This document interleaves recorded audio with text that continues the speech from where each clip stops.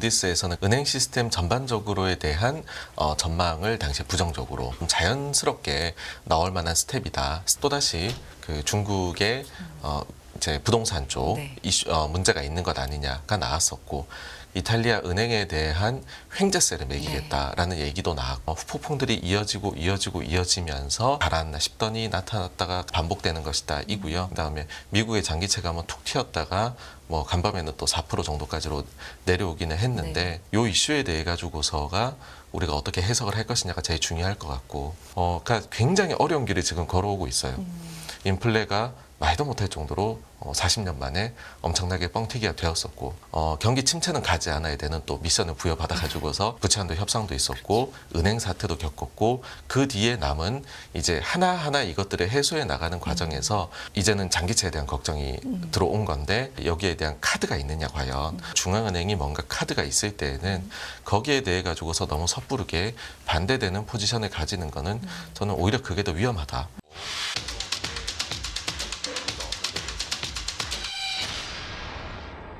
네, 86번가 정광훈 대표 함께합니다. 대표님 어서 오세요. 네, 안녕하십니까. 네. 오실 때마다 뭔가 이렇게 이슈가 크게 하나씩 터지는데요. 네. 마침 맞다고 해서 저희 입장에서는 좋다고 해야 될까요? 이런 이슈가 좀 없었으면 좋다고 해야 될까 모르겠습니다. 어쨌든 지난주에는 또 미국의 신용등급이 피치발로 강등됐을 때 속보로 또 얘기를 나눠봤던 것 같은데, 네. 오늘은 은행입니다. 이 무디스발 은행에 대한 신용등급 강등, 이게 어떤 중요도가 있는 건지 일단 중요할 것 같고요. 어떤 의미가 있는 건지도 좀 짚어주세요. 네, 이제 실리콘밸리 은행 사태가 네. 터진 직후부터 해가지고 보시게 되면, 사실 이제 무디스에서는 그때 당시에 사건이 터지자마자, 사태가 터지자마자 은행 시스템 전반적으로에 대한 전망을 당시에 부정적으로 바로 바꿨었던 바 있습니다. 네. 그래서 그 이후에 실제로 등급의 하향이 나타나는 거, 이건 어떻게 보면은 그 이후에 그 다음에 어떻게 보면 좀 자연스럽게 나올 만한 스텝이었다라는 거고요.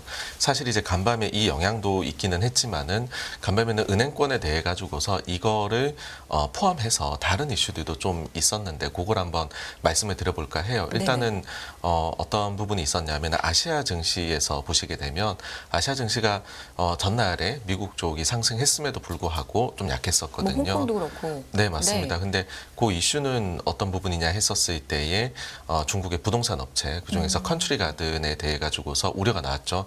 왜냐하면 이제 달러채에 대해 가지고서 이자 지급을 원래 8월 7일자로 해야 되는데 못했다라고 하더라라는 이야기가 나오면서, 또다시 그 중국의 이제 부동산 쪽 네. 이슈, 문제가 있는 것 아니냐가 나왔었고, 그리고 미국장이 시작하기 전에 보시게 되면은 유럽장에서 이탈리아 은행에 대한 횡재세를 매기겠다라는 얘기도 나왔고, 그리고 이 이슈까지 합쳐진 그런 모습이었다라고 봐야 될 것 같습니다. 근데 하나씩을 한번 바라보게 되면, 일단 앞서도 말씀드렸듯이 지금 미국의 은행 실제로 등급 강등이 일어난 부분에 대해서는 일단은 전망 자체가 실리콘밸리 은행 사태의 후폭풍이 이어지고 있는 것이다 라고 보셔야 될 것 같고, 사실 지금도 실리콘밸리 은행 사태 이후로 그 연준에서 은행들이 급전을 빼다 쓰고 있는 그 네. 금액 있잖아요. 그렇죠. 그게 일단 한번 크게 증가를 했다가 그 뒤에 반락한 이후로는 거의 비슷하게 가고 있습니다. 그러니까 오히려 최근에는 뭐 주간별로 보면 약간씩 금액이 증가를 하기도 하고 그러거든요. 그러니까 여전히 아주 스트레스 상황에 놓여 있는 은행은 존재를 한다라는 거고, 그런 은행들에 대해 가지고서는 개별적으로 우리가 이제 좀 조심할 필요가 있다라는 거는 여전히 남아 있다라는 거죠. 그러니까 후폭풍이 여전히 남아 있다인데, 전체적으로 봤었을 때는 어쨌든 큰 건들은 해소가 되었고, 그 다음에 특별히 새롭게 이제 연준에서 급전을 빌려나가는 수요 자체가 생기는 곳은 없다라는 걸 봐서는, 그러니까 우리가 한번 이제 괴종시계 같은 것도 한번 크게 옆으로 하고 나면 진폭이 줄어들면서 네. 완전히 멈추진 않잖아요. 그 시간은 좀 필요한 것이 아닌가 그렇게로 보이고요. 그 다음에 은행들 관련해서 예금하고 이제 대출 추이도 우리가 확인을 계속 해봐야 되는 건데 그것도 최근까지 계속 해보게 되면은 전체적으로 봤었을 때의 자본 여력이 있는 대형 은행들에 대한 자료에서는 지금 예금액이 뭐 줄었다 늘었다 뭐 그다음 최근에는 2주 연속 감소 이런 게 나오고 있어요. 근데 다만 그 대형 은행들은 조금 더 자본 여력이 있으니까 그런 일이 있다라고 해도 우리가 볼 때에는 이번에 실적 발표 때도 봤지만은 자본 여력이나 이런 데서 문제는 보이지가 않거든요. 문제가 될 수 있다라고 이제 그 좀 의심의 눈초리를 보낼 수 있는 데는 소형은행일 텐데 소형은 보시게 되면 오히려 최근에도 뭐 예금액이 좀 증가를 하고 있고 이런 모습이에요. 그래서 이번에 거는 사실 그 SVB 발의 후폭풍이 이어지고 있는 것이고 다른 데이터들로 봤었을 때에 스트레스 상황에 놓여 있는 데들은 분명히 있기는 하지만은 시스템을 건드릴 만한 쪽으로 이어질 만한 구체적 증거는 좀 보이진 않는다라고 생각이 됩니다. 그 다음에 그 유럽 쪽에서는 결국에는 이게 그 한 섹터에 대한 횡재세로 볼 것이냐 아니면은 유럽도 이번에 돈을 많이 썼기 때문에 건전 재정에 대한 결국은 이야기 그러니까는 재정 적자를 많이 해서 곳간이 많이 비었는데 그런 부분들의 세금을 여력 있는 곳들에서 뭐 우리 지금 대기업이나 아니면 부자 증세 이런 얘기가 나올 수 있는 거죠. 그러니까 그런 거의 일환이다라고 생각을 해요. 그래서 이거는 굉장히 정치적인 이슈이고 이와 관련해 가지고서는 뭐 계속해서 얘기를 나눠 가는데 사실 그 은행들에 대해 가지고서 또 너무 많이 걷어가지고서 자본 여력을 훼손을 시키게 되면 사실 그거는 모두에게 안 좋게로 이어지게 될 거잖아요. 그래서 만약에 일단 뭐 확정된 것도 아니고 나오게 된다라고 하면 적당한 수준이지 않을까라고 생각을 해요. 그 다음에 중국의 경우에는 이게 지금 헝다 때부터 해가지고서 계속 이어지는 문제인데 그 헝다 때에도 보셨겠지만은 역외 채권에 대해 가지고서 이자 지급을 못하게 되면은 기술적 디폴트로 빠지게 되거든요. 그러니까 이자 지급을 못했다. 그러면은 우리 같으면 바로 디폴트 되어야 되는 것 아니냐인데, 근데 그 이제 이자 지급을 못하면 한 달 소위 말해 유예 기간이 주어집니다. 중국에서는. 그래서 그때 동안에는 디폴트에 완전히 빠진 건 아니고 헝다 때에도 그랬듯이 역외 채권에 대해서는 그러면은 엄청나게 내고에 소위 이제 협상이 들어가게 된다. 그래서 이제 상황이 안 좋은 거는 중국 쪽이 뭐 부동산 쪽이 계속 안 좋아지고 있다라는 얘기는 많이 나왔었고 그리고 여기에 대해 가지고서 이렇게 이자 지급하는 것도 어려워지는 헝다 때랑 비슷한 모습이 나오는 거는 결국은 이걸 가지고서 협상을 하려는 것이 아니냐라고 보이고 지금 중국이 뭐 그 최근의 데이터들이 한 두어 달 정도 안 좋으면서 그 뒤에 아주 큰 정책이라고 볼 수는 없지만은 몇 가지들의 정책들을 내기는 했거든요. 과연 그게 이제 시차를 두고서 좀 좋은 영향을 줄 것이냐. 만약에 안 좋게 된다라고 하면은 중국 입장에서도 사실 이거를 그냥 두고 넘어가기는 어렵기 때문에 정책이 나오지 않을까라는 거를 일단 생각을 하고 있어요. 그래서 요 부분에 있어 가지고서는 결국에는 헝다 때부터 그다음 완다 그다음에 그 민간 중에 제일 큰 이제 그 컨트리 가든에 대해 가지고서도 결국 얘기가 나오지 않겠느냐였는데 여기까지로 이어졌다라는 거고 사실 이제는 정부 정책을 바라볼 수밖에는 없는 상황인 것 같다. 그리고 뭐 몇 차례 말씀드렸지만 중국의 부동산이라는 거는 이거는 큰 문제가 터졌던 거고 그걸 어떻게든 터트리지 않고 가기 위한 중국이 고개를 펼치고 있는 과정이다. 그래서 좀 좋아진다 싶으면 브레이크를 밟고 나빠진다 싶으면은 또 돈을 부어가지고서 악셀을 받는 그런 형국일 것이다라고 지금은 뭐 저는 그래서 뭐 터트릴 만한 그런 요소는 아니다라고 생각은 합니다. 네. 터트릴 만한 요소가 아니다라고 볼 수도 있지만 지금 말씀하시는 건 뭐 갔다가 브레이크 밟다가 이거 자체가 좀 아슬아슬하기도 하고요. 지난번 완다 몇 주 전인가요? 완다 때도 겨우 그 갚은 거 아니겠습니까? 기한을 맞습니다. 맞춰서. 네. 그러니까는 완다 때에도 보시게 되면은 그때는 이제 그 실제로 돈을 그 상환해야 되는 날이 다가와가지고 이거는 이제 이자고 그때 당시에는 계열사 지분을 팔아가지고서 그거를 마련을 했었는데 그래도 후폭풍이 계속 되겠죠. 또 그 뒤에 만기가 돌아올 텐데 지금 완다 같은 경우에도 여객체 같은 경우에는 내년 초에 또 만기 돌아오는 게 있거든요. 그래서 사실 그렇습니다. 작년 거의 한 1년 정도 전부터 보시게 되면 이제 서두에 그런 말씀을 해주셨잖아요. 지금 이슈가 계속 나온다라고 해주셨는데 거의 매주 이슈가 있는 것 같거든요. 그래서 증시 자체가 이게 사실은 반대로는 그런 말씀을 드리고 싶어요. 완전히 우리가 우려할 만한 일이 없어진 때가 사실은 정말로 해야 될 때다인 거고 지금의 경우에는 사실은 완전히 이 이슈들이 새로운 것들은 아니고 있던 것들이 계속 해가지고서 후폭풍들이 이어지면서 이슈가 계속 좀 가라앉나 싶더니 나타났다가 가라앉나 싶더니 나타났다 이게 반복되는 것이다 이고요. 뭐 이제 오히려 좀 더 근본적인 부분들을 봐야 된다라고 하면은 최근에 이제 이슈가 되는 거는 결국에는 미국에서 정책이 어떻게 될 거냐. 그다음에 미국의 장기채가 한번 툭 튀었다가 뭐 간밤에는 또 4% 정도까지로 내려오기는 했는데 네. 그 부분에 대해 가지고서 좀 어떻게 봐야 되느냐. 이게 뭐 더 근본적인 문제이지 않느냐라고 뭐 저는 개인적으로 생각은 합니다. 네. 그러니까 이슈는 계속 될 수밖에 없고 시스템 리스크까지 안 갈 정도가 되는 게 중요하다라고 들어도 되겠습니까? 네, 어떻게 보시는 거예요? 네, 그런 부분이다라고 봐주시면 될 것 같아요. 그래서 사실 이제 지금 미국 같은 경우에도 소형은행에 대해 가지고서는 추가적으로 뭐 소리 소문 없이 갑자기 뭐 실적 발표일 날에 자기네 회사 매각하겠다 이런 게 나오고 막 한단 말이죠. 그래서 소형은행에 대해 가지고서는 여전히 스트레스 상황에 놓여 있고 구조조정이 추가적으로 계속 이어져야 될 부분은 분명히 있을 것이다라는 거고 그러면은 그걸 접할 때 우리는 안 좋은 거다라고 생각을 하겠죠. 다만 근데 전체적으로 봤었을 때에는 앞서도 말씀드렸듯이 이제 한번 크게 사건이 터지고 스트레스 SBB, 정도는 네. 분명히 줄어들었다라는 거죠. 근데 그 후폭풍은 남아 있는 거고 그걸 하나하나 해소해 나가는 과정에 있는 것이다라고 그렇게로 보고 있습니다. 네. 네.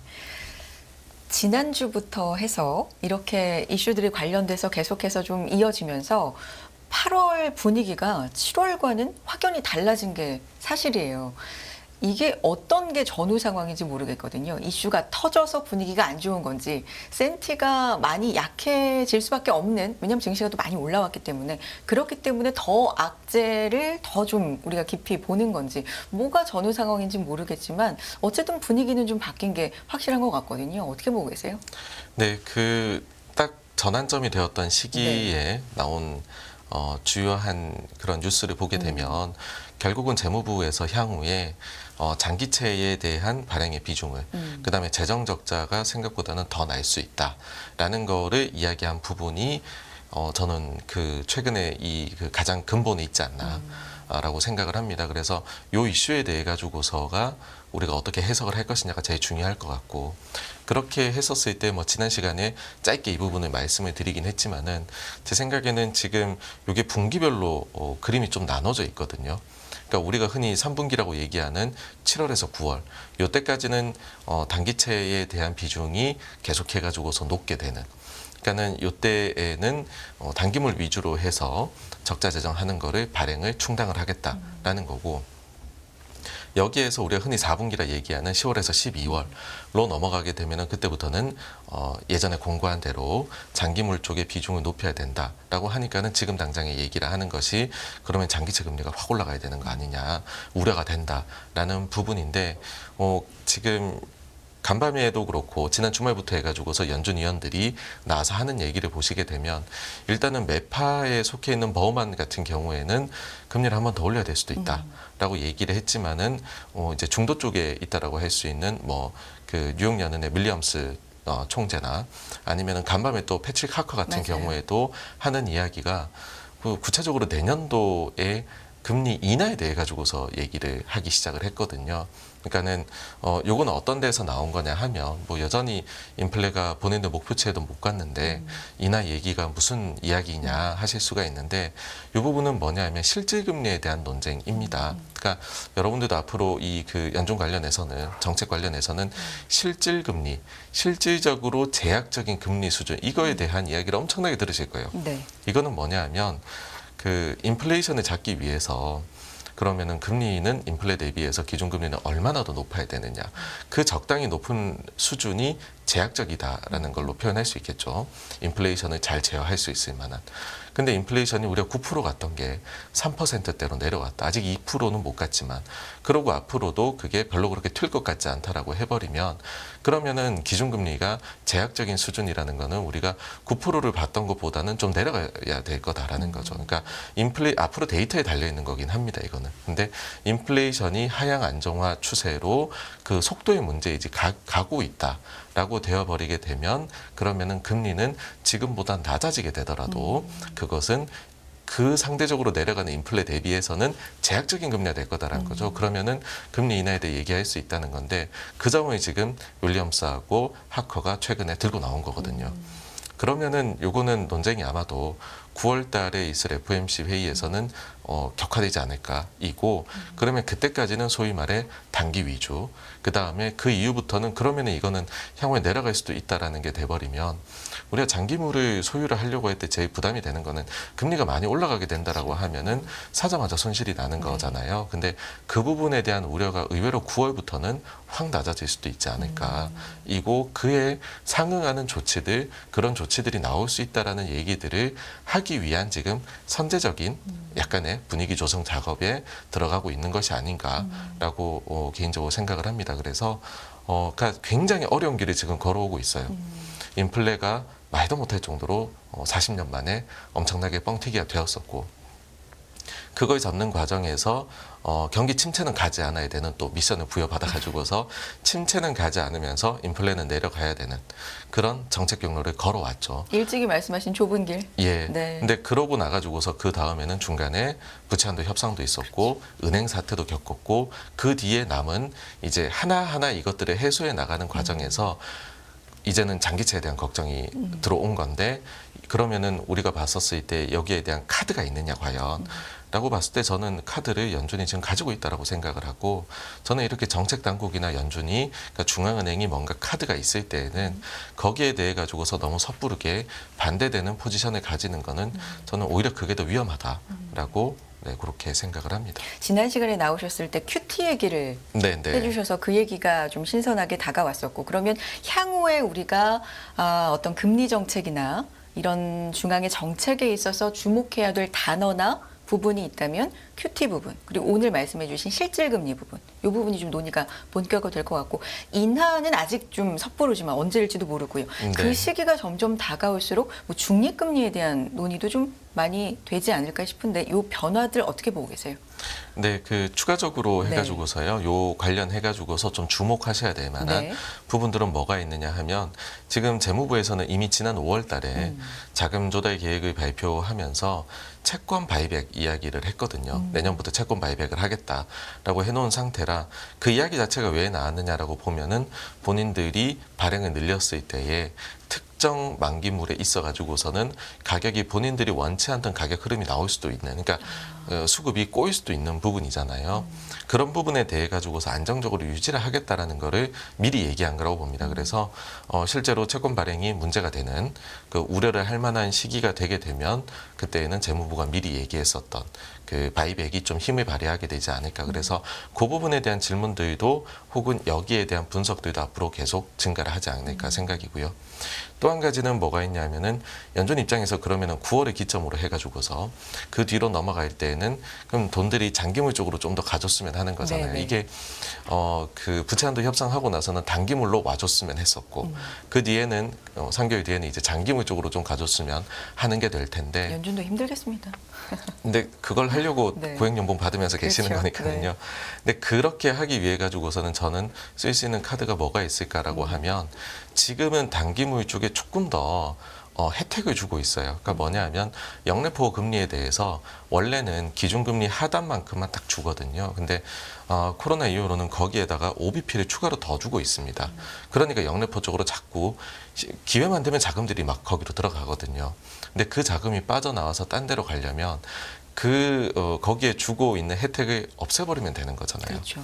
그래서 저는 그때가 되면은 쓸 수 있는 혹은 고려해 볼 수 있는 카드 중에 하나가 지금 영래포 쪽에 OBP를 더 주고 있는데 그 부분을 내리거나 없앨 수도 있다라고 하게 되면은 자연스럽게 자금이 또 다른 곳으로 흘러갈 수 있는 거다라고 생각을 합니다. 이 시기가 될 때 어떤 트리거가 될 수 있는 건 뭐가 있을까요?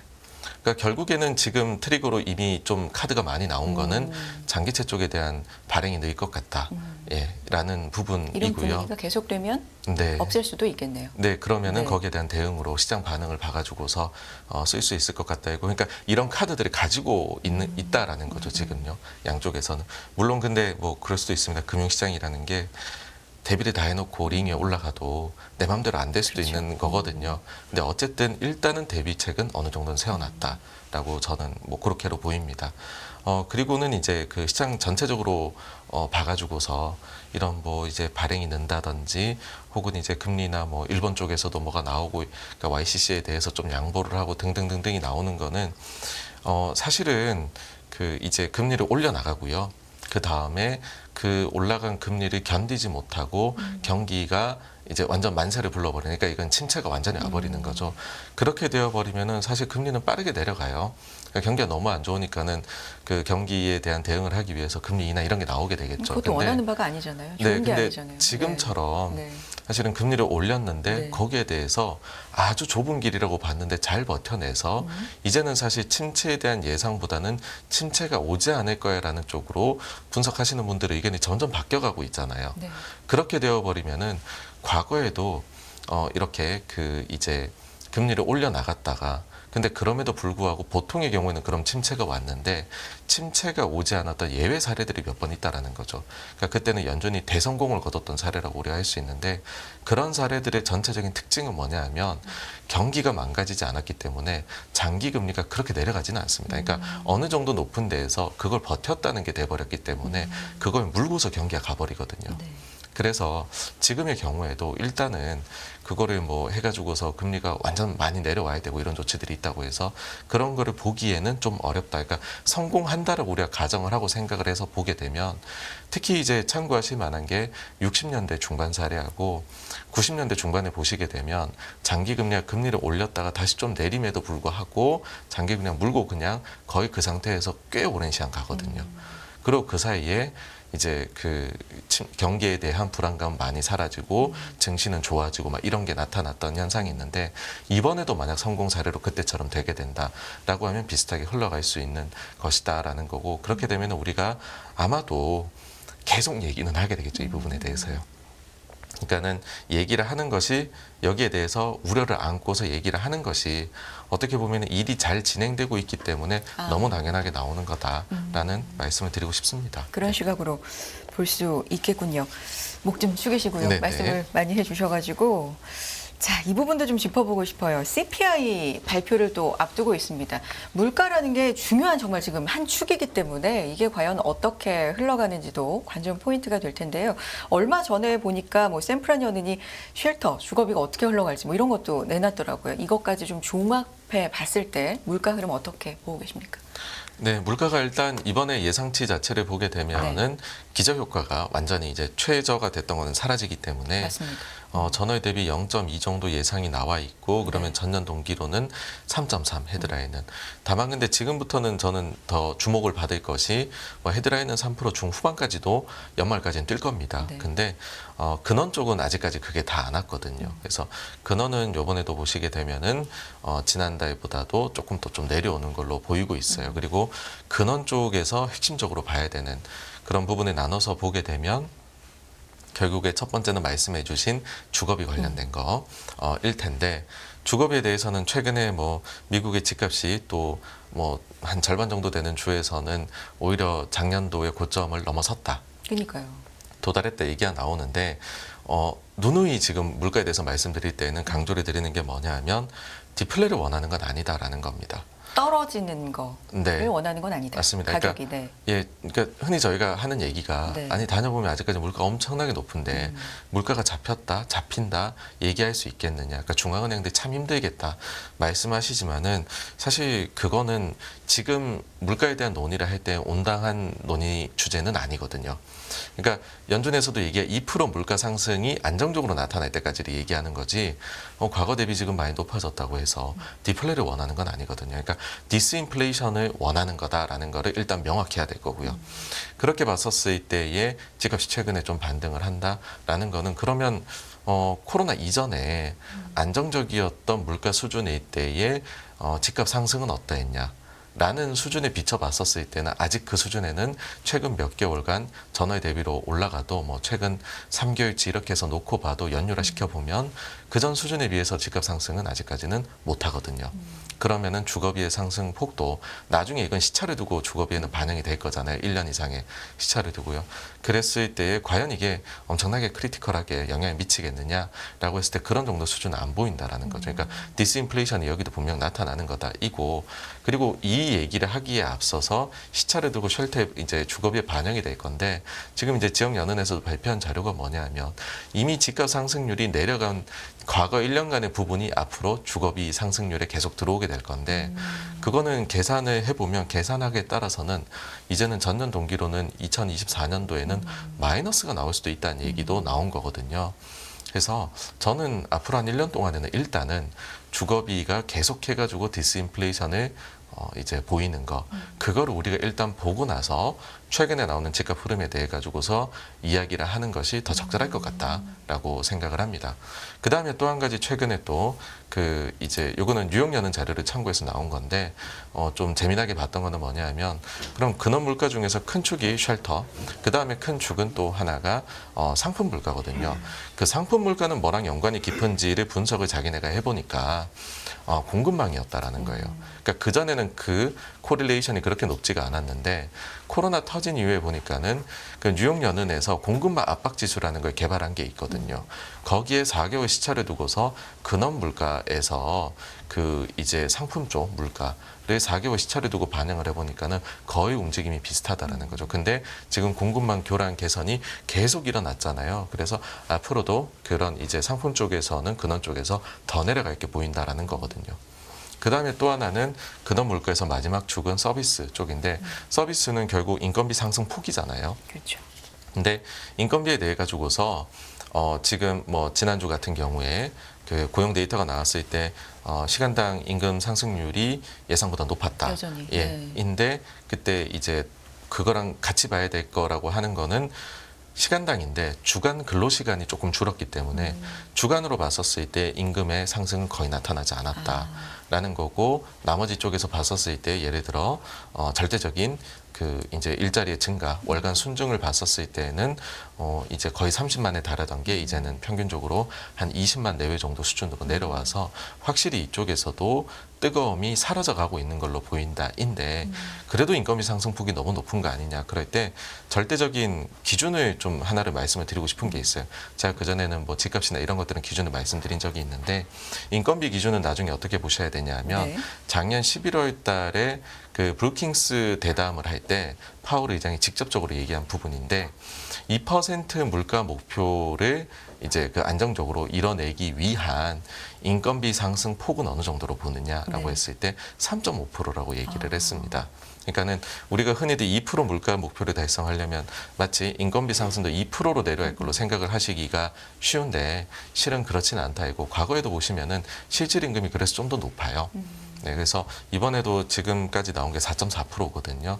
이게 조금 더 내려와서 3.5 수준이 된다라고 하면 의외로 연준에서는 이걸 가지고 승리 선언을 바로 해버릴 수도 있는 그런 숫자이다. 그래서 이게 기준점이 되어야 된다라고 생각하고 거기까지 꽤 많은 길을 디스인플레이션이 걸어왔다라고 저는 뭐 평가할 수 있지 않나 싶습니다. 디플레이션과 디스인플레이션을 확실히 구분해서 우리가 생각해 네, 봐야 네. 된다.